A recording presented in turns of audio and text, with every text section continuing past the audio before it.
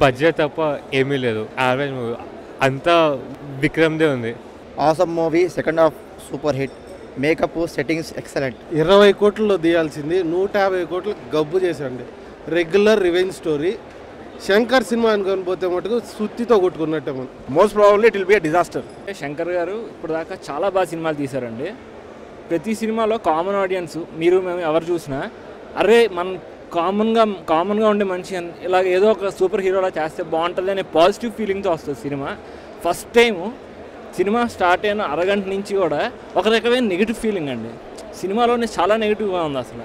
ఇది శంకర్ గారు మామూలుగా చిన్న బడ్జెట్ సినిమాలు తీసి అందులో నెగిటివిటీ చూపించి ప్రేమ గొప్పది అని చూపించుకుంటారు.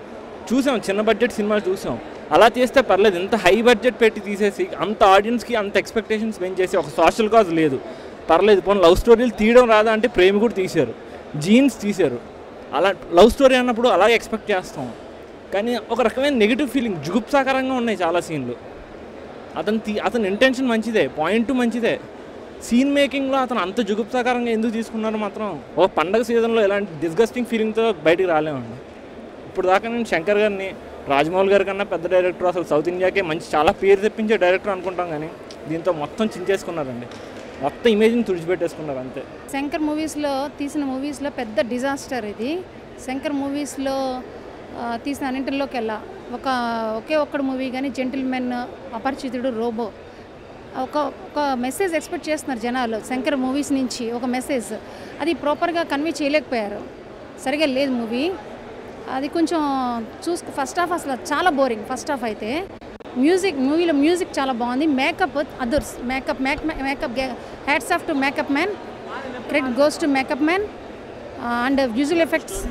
బడ్జెట్ అంటే మీకు 3-4 డేస్లో ఇంత బడ్జెట్ అవసరం అంటే 3-4 డేస్లో మనీ వచ్చేస్తుంది బ్యాక్కి. ఎందుకంటే ఆల్ ఓవర్ వరల్డ్ రిలీజ్ అవుతుంది మూవీ. 3-4 డేస్లో మొత్తం మనీ బ్యాక్ వచ్చేస్తుంది. అది పెద్ద ప్రాబ్లం కాదు. బడ్జెట్ అవసరమా అంటే అవసరం లేకపోదు, మనీ వచ్చేస్తుంది. 3-4 డేస్లో బ్యాక్ వచ్చేస్తుంది. వాళ్ళ బడ్జెట్ వాళ్ళకి వచ్చేస్తుంది. ఎందుకంటే అన్ని కంట్రీస్లో రిలీజ్ చేస్తున్నారు మూవీని. జపాన్, అన్ని లాంగ్వేజెస్లో రిలీజ్ చేస్తున్నారు, వచ్చేస్తుంది. మనీ పెద్ద ప్రాబ్లం కాదు. కానీ విక్రమ్ చాలా కష్టపడ్డాడు. ఎగ్జాక్ట్లీ విక్రమ్ మాత్రం చాలా కష్టపడ్డాడు మూవీ కోసం. విక్రమ్ కాల్ షీట్స్ అంటే విక్రమ్ ఈ మూవీలో చాలా బాగా కష్టపడ్డాడు. బాగుంది విక్రమ్ హీరోగా బాగుంది. విక్రమ్ యాక్షన్ బాగుంది. అండ్ విక్రమ్ సిక్స్ ప్యాక్ ఏమంటారు అది బాగుంది. సిక్స్ ప్యాక్ బాగుంది. అదే AR Rahman music super, simply super. AR Rahman music 3-4 songs చాలా బాగుంది. 3 సాంగ్స్.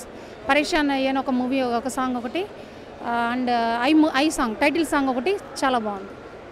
కొన్ని ప్లస్ ఉన్నాయి, మైనస్ ఎక్కువ ఉన్నాయి.